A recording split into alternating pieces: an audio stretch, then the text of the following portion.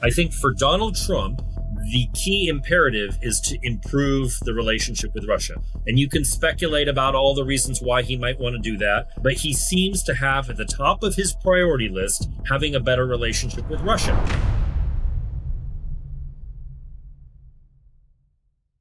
So we are now more than 4 months into Donald Trump's peace process.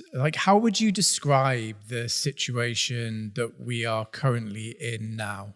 To be honest with you, I'm rather pessimistic about the chances of a negotiated resolution to the war, not necessarily because of Donald Trump, although we can get to some of the tactics that the White House team has employed. But the reason I'm pessimistic is because fundamentally I read Putin as wanting to subjugate Ukraine. And I know the Ukrainian people. I've been to Ukraine many times, and I know that President Zelensky nor any other democratically elected Ukrainian leader is not going to allow for his country to capitulate to Russia. So given those realities, I don't see how there can be a quote unquote deal between the two sides. And furthermore, if you were going to get an agreement, one would need to go about doing so in the exact opposite way of what the White House is doing, namely by putting pressure on Russia, especially financial pressure through sanctions and tariffs and other means, and helping Ukraine militarily on the battlefield to put it in a position of strength. Now, this administration is doing the exact opposite. And what do you think is behind Donald Trump's reluctance to apply any sort of concrete pressure on the Kremlin? I can't speak for him. I can't get inside his head, but I take him at his word when he says that it would be great to have better relations with Russia. So I think for Donald Trump, the key imperative is to improve the relationship with Russia. And you can speculate about all the reasons why he might want to do that. And, I won't get into that because I don't know what those reasons are. But he seems to have at the top of his priority list having a better relationship with Russia. Never mind the fact that the Russian state is engaged in mass murder in Ukraine, that it's implemented a filtration system, that it's torturing people, that it is committing war crimes, crimes against humanity. All of that seems to be lost on him. He is focused singularly on having a better relationship with Russia. And so therefore, he wants this quote unquote deal between Russia and Ukraine at all costs, and irrespective of what the contours of that deal look like. We had an unprecedented 3 nights in a row combined missile and drone strikes. Donald Trump reacted to that and, he used some strong language. But do you see any change or any signs of change in how the White House is approaching the peace process? So I don't look at his words anymore. I just look at the actions, and the actions speak for themselves. Of all the countries in the world where the Trump administration applied tariffs, and it was, scores and scores of countries. One of the few that was completely exempted from the tariff measures was Russia. There have been no additional sanctions on Russia. There's been no additional security assistance for Ukraine. So, to me, angry words don't do anything. In fact, angry words without any real consequences only beget more violence. And so, once again, I keep telling the media here in the United States, don't be fooled by what he says, or don't look at what he says. Look at what he does. And that's the only metric that really matters. So what do you think are the most immediate steps that Donald Trump needs to take? I think if he were going about trying to get an end to this war by helping Ukraine preserve its sovereignty, then the immediate steps that he should take are to send additional military assistance to Ukraine. First and foremost, air defense systems, such as Patriots, because that is what will protect Ukrainian cities and critical infrastructure from these devastating attacks from the Russian side, using ballistic missiles especially. I mean, the Patriots are really the only military capability that is truly effective against ballistic missiles. So that would be number one on my list. But then also joining together with the Europeans to impose further costs on Russia. I've long said that the most important thing that leaders can do right now is to use the immobilized Russian assets that are held outside of Russian jurisdiction, most of them in Europe, although some in Japan and other jurisdictions, the U.S., Canada, etc., and deploy that money to help Ukraine to defend itself. So put some of that money into Ukraine's defense industrial base, potentially use some of it to procure European systems, and then some of it to procure high-end U.S. capabilities. That, to me, is the most obvious imperative right now to help Ukraine survive. Because otherwise, we can talk about reconstruction, but if Ukraine doesn't survive as an independent state, then what are we doing saving money for reconstruction? We have to use it right now to help Ukraine defend itself. So just previously, you mentioned there about the US and Europe acting in solidarity with sanctions. But everything that we've seen over the last few months shows that America seems to have less and less interest in acting with Europe in anything. How damaging do you think that is? And, is it something that you think is reversible, or is it already sort of a chain of events that have already sparked off a lot of consequences? Well, I don't want to say that anything is completely irreversible, but the Trump administration seems to have a very strong view that it is going to try to solve this war by having Trump speak directly to Putin. As I said earlier, I don't think it's going to work. And so at that moment, I think the Europeans need to step forward and they need to seize this negotiation. And not so much because they need to be able to mediate between Russia and Ukraine. I think the more important thing is to take those immobilized sovereign assets, give them to Ukraine, impose consequences on Russia, and show the Kremlin that the trajectory of this war is not sustainable. Right now, I think President Putin feels like he's got the wind at his back, and that no matter how many lives he loses, and obviously he doesn't care about the lives lost. The casualty figures are staggering. But show him that, in very practical terms on the battlefield, that this is not a winning trajectory for him. And so European leaders really need to step up and take actions to change that calculus, because I don't believe, I hope I'm wrong, but I don't believe that the Trump administration is going to change its approach to this negotiation. In fact, they've said that they're willing to walk away if they can't strike a deal, which seems most likely to me at this point, that at some point in the coming weeks that they would simply walk away from trying to negotiate this a resolution to this war. And if that happens, if the US does walk away, then how do you envisage things happening after that? Well, again, if the US walks away, the key questions will be whether the U.S. continues to share intelligence with Ukraine, which is actually extremely important. It's probably more important than military assistance at this point.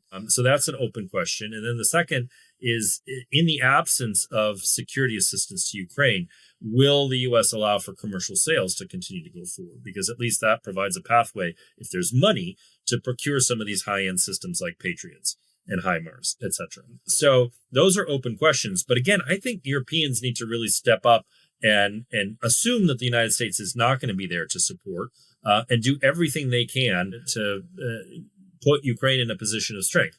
But one thing I want to say, which, I don't want to give up entirely on the United States. I think what you're seeing is a dynamic here, especially as the economy declines, where Congress, including members of the Republican Party, are potentially having a bigger say going forward in terms of what the policies coming out of the White House look like. And so if members of Congress, and there are many Republican members who care about Ukraine, if they can speak up, if they can go to the White House and tell the administration, look, you can't walk away from Ukraine. If Ukraine falls on your watch, you are directly responsible for that. And we should continue to provide security assistance and so on and so forth. If you have Republicans who are saying that in Congress, along with some Democrats, then potentially the White House could be swayed. So I don't want to give up entirely on the U.S. trajectory over the next few months, but it's going to take, members of Congress really stepping up in terms of what they tell the White House they'd like to see going forward. And obviously at the moment, there's a big sanctions bill in the Senate. What do you think the prospects are for that being passed? According to Senator Graham, there are around 80 or 82 co-sponsors in the Senate, which is an overwhelming number. There's very few bills that ever get that number of co-sponsors. And so that shows you that there's a very strong bipartisan consensus, at least in the Senate, to put a little bit of pressure on the Trump administration to in turn put pressure on Russia.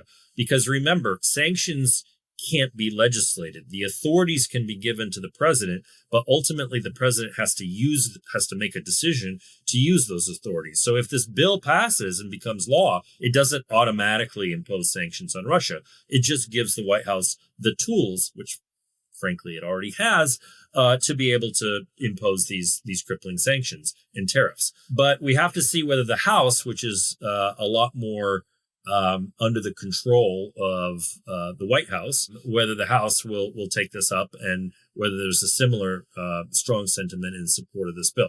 I hope so. I hope that bill gains momentum, and just the sheer fact that it gets signed into law with a veto-proof majority will put some pressure on the White House to take action. So we're over 3 years into the war now.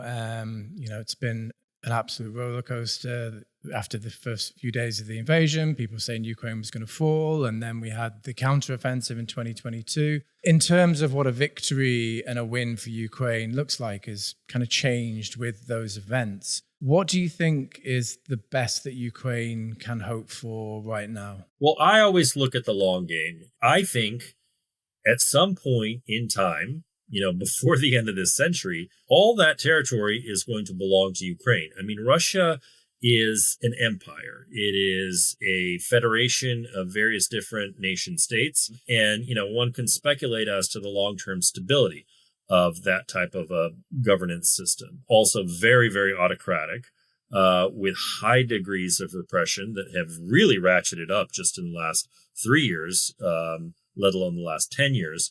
So my sense is that all of that territory will eventually revert to Ukraine. How quickly can that happen? I don't know. That depends on the battlefield. And the battlefield is fluid still, even though it seems like, 2024, there was not much movement. Russia gained an additional 1% of Ukraine's territory. So it now controls 18.7% of Ukraine. It seems like probably at some point the lines will freeze somewhere with, approximately 15 to 20% of Ukrainian territory under Russian occupation.